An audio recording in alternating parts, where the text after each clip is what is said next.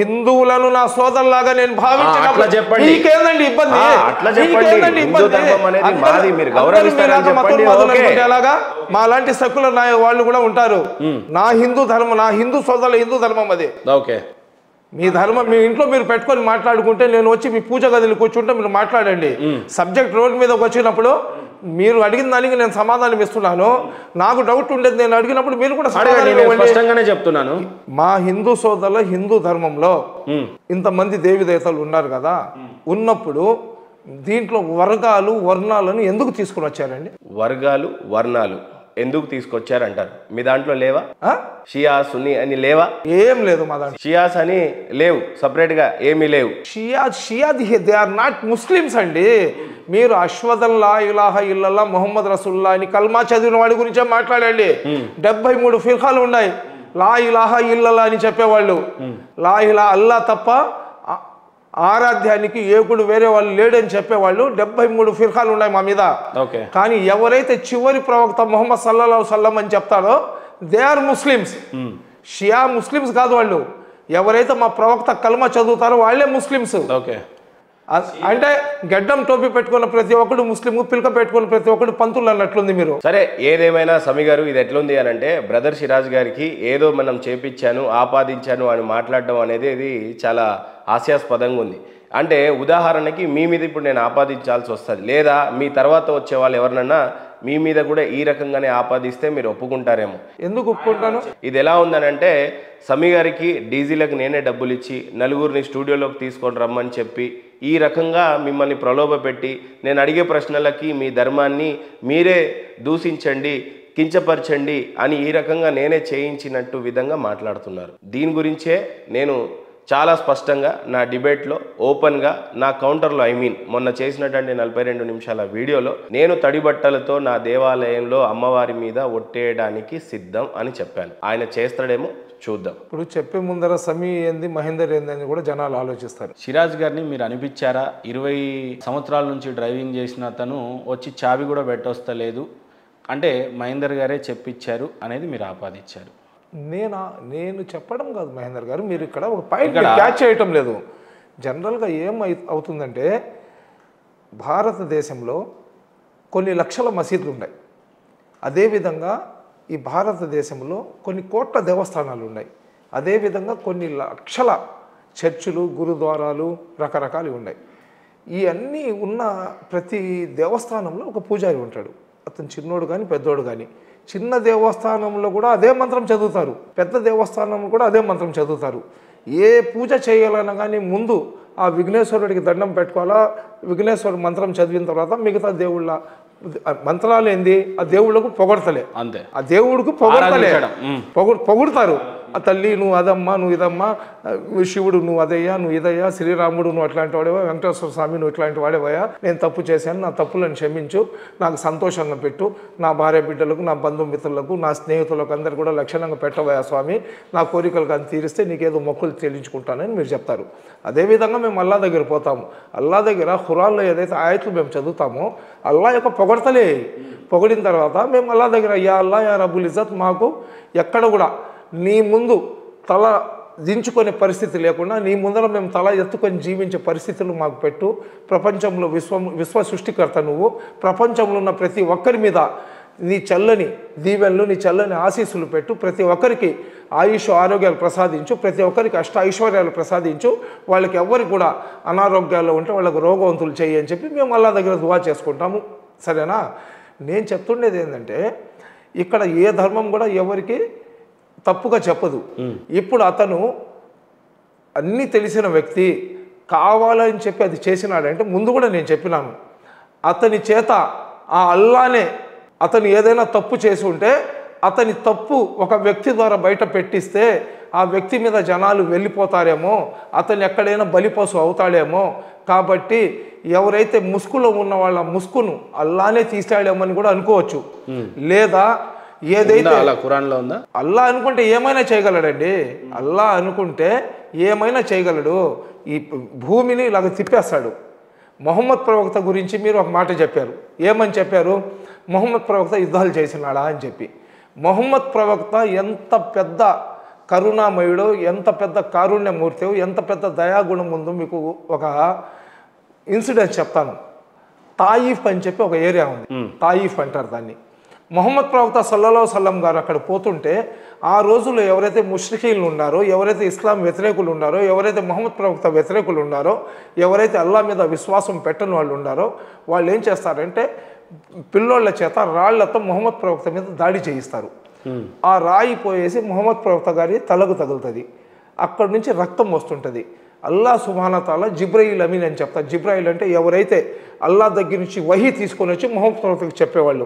ఆ జిబ్రాయిల్ అమీన్కి అల్లా సుబ్హానహు వ తఆలా చెప్తాడు, అయ్ జిబ్రాయిల్, మా ప్రవక్త తల నుంచి వస్తున్న రక్తపు చుక్క కింద పడక ముందు నువ్వు తాయిఫ్ని సర్వనాశనం చేసేయమని చెప్పి ఇమ్మీడియట్గా జిబ్రాయిల్ మొహమ్మద్ ప్రవక్త దగ్గరికి వస్తారు.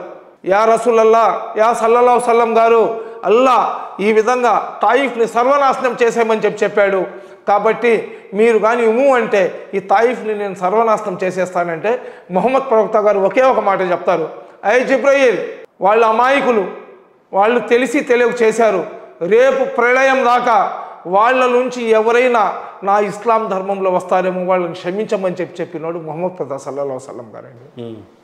యుద్ధాలు అనేది ఇప్పుడు మీకు మహాభారతంలో యుద్ధాలు జరిగినాయి, కౌరవులకు పాండవులకు యుద్ధం జరిగింది. అక్కడ ఇండియా పాకిస్తాన్ వాళ్లకు, ఇండియా బంగ్లాదేశ్ వాళ్లకు, ఇండియా నేపాల్ వాళ్లకు జరగలేదు. అక్కడ యుద్ధం జరిగింది ఎవరికి? కౌరవులకు పాండవులకు. కౌరవులు పాండవులు ఎవరు? సొంత చిన్నాయన పెద్దనాయన పిల్లకాయలు, రక్త సంబంధికులు. రైట్. ఆ యుద్ధం జరిగినప్పుడు యుద్ధం ఎందుకు జరిగింది? ఏది? ధర్మానికి అధర్మానికి జరిగింది. రైట్. అన్నదమ్ముల మధ్యలో జరిగింది. మీరు వినండి సార్, నేను చెప్తున్నాను, నేను రాంగ్ అయితే సమీ గారు మీరు హిందూ ధర్మం గురించి రాంగ్ చెప్తున్నారని చెప్పండి. అక్కడ యుద్ధం జరిగినప్పుడు కౌరవులకు ఎదురుగా అర్జునుడు ఉంటాడు, పాండవులు ఉంటారు. అర్జునుడు ఏం చేస్తాడంటే తన అస్త్రాలను నేల మీద పెట్టేస్తే శ్రీకృష్ణుడు చెప్తాడు, అర్జున ఎందుకు నువ్వు అస్త్రాలను కింద పెట్టేసినావంటే అతను చెప్తాడు, పార్థ, కృష్ణుడిని పార్థ అని కూడా పిలుస్తారు, పార్థ నా ఎదురుగా నా రక్త సంబంధికులు ఉన్నారు, వాళ్ళని ఏ విధంగా నేను సంహరించాలంటే అప్పుడు కృష్ణుడు చెప్పిన మాట ప్రళయం దాకా కూడా ప్రతి ఒక్కరు గుండెల్లో పెట్టుకునే మాట శ్రీకృష్ణుడు గారు చెప్పారు. ఏమని చెప్పినారు? ఈ ధర్మం జరుగుతుండేది రక్త సంబంధికులకు కాదు, అన్నదమ్ములకు కాదు, ధర్మానికి అధర్మానికి జరుగుతుంది. అధర్మం వైపు రక్త సంబంధికులు ఉన్నా కానీ వాళ్ళను సంహరించి ధర్మాన్ని కాపాడమని చెప్పి, అదేవిధంగా మక్కాలో ఏదైతే యుద్ధాలు జరిగినాయో, మక్కాలో ఏదైతే మొహమ్మద్ ప్రవక్త గారి మీద దాడి చేయడానికి, ఇస్లాంను అనుసరిస్తున్న వ్యక్తుల మీద దాడి చేయడానికి ఎవరైతే అధర్మం వైపు ఉన్న వ్యక్తులు ప్రయత్నం చేసినారో ఆ రోజు అల్లా ఆజ్ఞతో ధర్మాన్ని కాపాడడానికి, ఇస్లాంని జీవించుకోవడానికి, ఇస్లాంని ప్రజల్లో తీసుకొని వెళ్ళడానికి, ప్రతి ఒక్కరికి సరైన మార్గంలో పెట్టడానికి మొహమ్మద్ ప్రవక్త సల్లల్లాహు అలైహి వసల్లం గారు కత్తి కూడా ఎత్తారు, యుద్ధం కూడా చేశారు. కానీ మీరు చేశారు అని అంటున్నారు కానీ మనవాడు చేయలేదు అని చెప్పాడు. ఫస్ట్ అది ఆయన అడగండి. మీరు ఉన్నట్టుగా చెప్తున్నారు. అవునండి, అది ఆయన అడగండి. నేను ఆయన అడిగితేనే కదా ఆయన చేతనే కదా మీరు చెప్పించుకుంది, ఆయన చేత మీరు చెప్పించుకున్నారు. మీ చేత కూడా నేను చెప్పించుకోవటం లేదండి, నేను చెప్తున్నాను, నాకు తెలిసింది నేను చెప్పే ప్రయత్నం చేస్తున్నాను. నేను చెప్పిన దాంట్లో కూడా సూక్ష్మాలు ఉండొచ్చు, ఏదైనా తప్పు ఉంటే మా పండితులు ఎవరైనా నన్ను అడిగితే నేను సమాధానం చెప్పుకుంటా. నేను చెప్పిన దాంట్లో ఏదైనా కరెక్షన్ ఉంటే నేను నేర్చుకొని రెండోసారి ఇది చెప్పే ప్రయత్నం చేయను. భూమి పుట్టినప్పటి నుంచి సనాతన ధర్మం ఉంది అని చెప్తున్నాను నేను. అవునండి.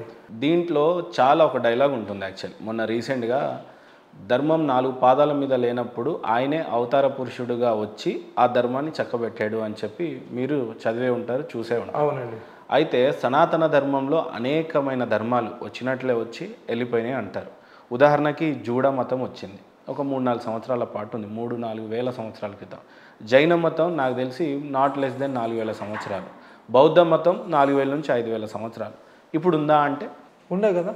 ఇప్పటికి బౌద్ధ మతం ఉన్నట్టుగా ఎక్కడన్నా గమనించారు? బౌద్ధ మతం ఎందుకు లేదండి, ఆ దలై లామా వాళ్ళందరూ కూడా టిబెట్ దగ్గర, నేపాల్ దగ్గర యుద్ధాలు జరుగుతున్నాయి. కానీ ఆ రోజున ఇండియా మొత్తం కంపించే విధంగా గౌతమ బుద్ధుడు స్థాపించినటువంటి ఆ మతం 3-4 వేల సంవత్సరాలుగా బతికుండింది అని చెప్పారు. అయితే ఇప్పుడు ఇక్కడ ఉన్నటువంటి విషయం ఏంటంటే, మతాలు నిజంగానే ఈ భారతదేశంలోనే కాదు ప్రపంచానికి మతాలు నిజంగా అంత అవసరమా? ఎందుకు పని కట్టుకొని సూటు బూటు వేసుకొని పొద్దున్న లేచి నా మతం గొప్ప, నా మతం గొప్ప అని అనడానికి? ఇప్పుడు నా ఇంటర్వ్యూలో మీకు చివరికి ఒక విషయం అయితే అర్థమై ఉండొచ్చు. భిన్నత్వంలో ఏకత్వం అనేది భారతదేశంలో మీరు మాట్లాడతారు, అందరూ మాట్లాడతారు. హిందూ ముస్లిం భాయ్ భాయ్ అని చెప్పి అందరూ మాట్లాడినప్పటికీ బట్ ఎప్పుడైతే వేదిక మీదకి వస్తారో వేదిక మీద నేను ఇట్లా కాలర్ ఎగరేస్తూ కేవలం ఈయన మాత్రమే గొప్ప, ఈయననే అనుసరించండి అని చెప్పి గత 25 సంవత్సరాలుగా చేస్తున్నటువంటి మత ప్రచారాన్ని మీరు ఎప్పుడు కూడా ఉద్దేశపూర్వకంగా కానీ ఇలాంటి స్టూడియోల మీద కానీ లేదంటే ఎలాంటి వేదికల మీద కానీ మనమంతా ఒకటే అని మీరు చెప్తారు. కానీ ఎప్పుడు కూడా బహిరంగంగా ఇవన్నీ ఆపాలి, నా మతాన్ని నేను గౌరవిస్తాను, మీ మతాన్ని మీరు గౌరవించండి, మనమంతా ఒకటే సంతతి అని చెప్పి బోధించినట్టుగా కనపడలేదు. అయితే ఇప్పుడు మీరంటే మీరు కాదు, ఎవరైనా బాధ్యత కలిగిన పౌరులుగా ఎవరైనా సరే, ఇప్పుడు మీరు బాధ్యత కలిగి వచ్చింది ఇండియాలో ఏదో నష్టం జరిగిందని కాదు, నా మతాన్ని కొంత సిరాజ్ గారు నాకు కొంత భంగం కలిగించినట్టుగా, మాకు దేవుడే లేరు అన్నట్టుగా చెప్పేశారు. కాబట్టి సున్నతి అనేది ఉంది కానీ లేదు అని చెప్పారు. ప్రవక్త వారిని నమ్మినా నమ్మకపోయినా స్వర్గంకి వెళ్తారని చెప్పాడు. పచ్చి అబద్ధంలాగా కనిపించింది. ఈవెన్ నాకు కూడా పచ్చి అబద్ధంగా కనిపించినప్పుడే నేను ఇంటర్వ్యూ మధ్యలో చాలా బలంగా అరవడం జరిగింది, చాలా గట్టిగా అరిగాను. అన్య మతస్థులందరినీ నా వాళ్ళే అని అన్నారు. నిజంగా నువ్వు అందరూ మా వాళ్ళే అన్నప్పుడు నేను ఎప్పుడు కూడా, ఇప్పుడు మీరు ఇంతసేపు ఇంటర్వ్యూ గంట జరిగింది, నేను మిమ్మల్ని జై శ్రీరామ్ అని అనలేదు. జై శ్రీ వినండి ఒక్క నిమిషం. నేను ఉద్దేశపూర్వకంగా జై శ్రీరామ్ అని మిమ్మల్ని అనుమానలేదు ఈ గంట మొత్తంలో. అనుమని ఎప్పుడు అంటాను, నాకు అందరూ ఒకటే అని అన్నప్పుడు ఆయన ఏమన్నారు, నా వేదాల ప్రకారంగా దేవుడు ఒక్కడే అన్నాడు, ఖురాన్ ప్రకారంగా దేవుడు ఒక్కడే అన్నాడు, బైబుల్ ప్రకారంగా దేవుడు ఒక్కడే, నేనంతా ఒకటే, అందరి డన్, అందరూ ఒకటే అన్నప్పుడు నువ్వు అందరి పక్షాన వకాలత్ పుచ్చుకుంటావా అనేది నాకు ప్రశ్న. అప్పుడు ఆ సందర్భం అలా దానికి వచ్చింది. లేకపోతే ఊరికే బలవంతంగా మీ టోపీ నా మీద పెట్టండి, నా బొట్టు అక్కడ పెట్టండి అనేవి ఇవి కొంత ఇంకొకళ్ళ మతాలని కానీ ఇంకొకళ్ళని లాగే ప్రయత్నం. ఎప్పుడు ఆ సిస్టమ్ ఎలా ఏర్పడింది ఇప్పుడు మీకు అర్థమైంది అనుకుంటా. సరే, మరి నువ్వు అందరి పక్షాన నించుంటున్నావు, అందరూ ఒకటే అని అంటున్నావు కదా, నువ్వు బొట్టు పెట్టుకో, ప్రసాదాలు తినవు, జై శ్రీరామ్ అన్నావు, అల్లాహు అక్బర్ అన్నావు, లేకపోతే ప్రైజ్ దలాడ్ అన్నావు అని చెప్పాను. నిజంగానే అన్నీ ఒకటే అని నువ్వు భావించాలి అని అంటే అందరినీ ఒకే విధంగా చూడాలి. అంతేగాని నేను చివరికి వచ్చి నా దేవుడే గొప్ప, ఆ దేవుడి పేరు ఏం పేరు అని కూడా అడిగా. మీరు కూడా చూశారు ఇందాక. అవసరమైతే ఇప్పుడు నన్ను ప్లే చేయమంటే ఒక్కసారి నేను ప్లే చేస్తాను, దాని తర్వాత మిగతా విషయాలు మనం అడగడానికి వెళ్దాం. ఇప్పుడు నేను ఇక్కడ ప్రశ్న చాలా స్పష్టంగా అడుగుతాను. అరబిక్లో దేవుడిని అల్లా అని అంటారు. అరబిక్లో దేవుడిని అల్లా అంటారు. దేవుడు అనాలంతే, దేవుడు సృష్టికర్త. అప్పుడు దేవుడికి పేరు అనేది ఏం లేదండి. చాలా స్పష్టంగా అన్నాను నేను. ఇందాక మిమ్మల్ని నేను ఏమడిగాను, మీ దేవుడి పేరు ఏం పేరు అని అన్నా, మీరేమన్నారు, అల్లా. నేను మిమ్మల్ని ఏం అడ్డుపడలేదే. ఇక్కడ నేనేం అడిగాను, ఇప్పుడు మీ దేవుడి పేరు ఏం పేరు అని అడిగాను. దేవుడికి పేరు ఉందా లేదా అని అంటే లేదు అని అంటున్నాడు. దీన్ని మీరు ఏ రకంగా తీసుకుంటారు అనేది ఫైనల్ కంక్లూడ్ చేయాలి. నేను ఇంకోసారి రిపీట్ చేసి చూపిస్తాను మీకు. అరబిక్లో దేవుడిని అల్లా అని అంటారు. అరబిక్లో, తెలుగులో ఏమనాలి మరి అప్పుడు అల్లాని? దేవుడు అనాలంతే, దేవుడు సృష్టికర్త. అప్పుడు దేవుడికి పేరు అనేది ఏం లేదండి. ఆరాధనకు అర్హుడు. అరబ్బుల్లో వాళ్ళు అల్లా, అరబ్బులో అంటే అరబు దేశంలో ఖురాన్ అవతరించింది. అల్లా అనే పదానికి అర్థము ఆరాధనకి అర్హుడు. ఆరాధనకు అర్హుడు అంటే ఆయన ఒక దేవుడు, మనం ఆరాధిస్తే ఆరాధనకి ఆయన అర్హుడుగా ఉన్నాడు. సో మనం అరబిక్లో అల్లా అని అంటున్నాం, తెలుగులో దేవుడు అంటే సరిపోతుంది. సర్వేశ్వరుడు, ఈశ్వరుడు, అల్లా ఇలా ఏం చెప్పడానికి లేదు. సర్వేశ్వరుడు అంటే సర్వనియామకుడు. అదే విధంగా అల్లా అంటే సర్వేశ్వరుడు అని అంటే ఎవరు మీ దృష్టిలో? సర్వానికి ఈశ్వరుడు అనేది నా ఉద్దేశం. అవునండి. మీ ఉద్దేశంలో ఏంటి సర్వేశ్వరుడు? అంతే అనమాట, మీరు చెప్పిన విషయమే. సర్వేశ్వరుడు అంటే సమస్త నియామకుడు, ఈశ్వర్ అంటే నియామకుడు. ఓకే. సమస్త నియామకుడు అల్ బారి అంటారు అరబీలో. సమస్త నియామకుడు. ఓకే. ఇప్పుడు దైవానికి ఖురాన్ ప్రకారంగా 99 పేర్లు ఉన్నాయి. ఇప్పుడు హిందూ మతంలో కూడా చాలా పేర్లు ఉన్నాయి దైవానికి సంబంధించి. ఇప్పుడు మీ దేవుడు ఎవరంటే అల్లా అనేసారు మీరు. నాకైతే తెలియదు ఇది. నేను ప్రశ్న అడగడానికి మాత్రమే యోగ్యుణ్ణి, కానీ దీన్ని అన్నిటికీ చెప్పాల్సింది ఆయన ధార్మిక పండితుడు కాబట్టి చెప్పాలి. బ్రహ్మ అంటే ఎవరు అని అడగడానికి నాకు ఈజీ యాక్సెస్ ఉంది, కానీ బ్రహ్మ గురించి చదవాలి అని అంటే పండితులకే ఆస్కారం. సో 20-25 సంవత్సరాల నుంచి పాండిత్యం పుంజుకున్నాడు. ఖురాన్ ఒకటే కాదు సబీభాయ్, ఇది మీరు బాగా గమనించాలి. ఆయుపట్టు 4 వేదాలను కూడా పట్టేశాడంట ఆయన. ఓకే. సో పట్టినటువంటి వ్యక్తి దేవుడు అనేవాడు ఒక్కడే, ఆయనకి పేరు లేదు అనేది ఫస్ట్ ఆయన ఆపాదించాడు. 2, అల్లా అనేది అరబికి మాత్రమే, తెలుగు కాదు అన్నాడు. తెలుగులో మరి దేవుడిని ఏమనాలంటే దేవుడే అనాలి. దేవుడి పేరు ఏం పేరు మరి అప్పుడు? దేవుడికి పేరు లేదా అంటే లేదు అని అన్నాడు. అది ఎంతవరకు నిజం మీరే తెలుసాలి.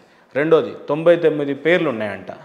దీన్ని ఏ రకంగా చెప్తారు? మీరేమో ఒకటే దేవుడు, ఆయనకు ఉన్న పేరు అల్లా అని అన్నారు. ఇది నిజంగా మాకు తెలుసుంటాయా? ఇప్పుడు అల్లా ఎవరి బాధ్యతలు ఇవి? 99 పేర్లు అని చెప్పినారు కదా, అల్లాకు 99 పేర్లు.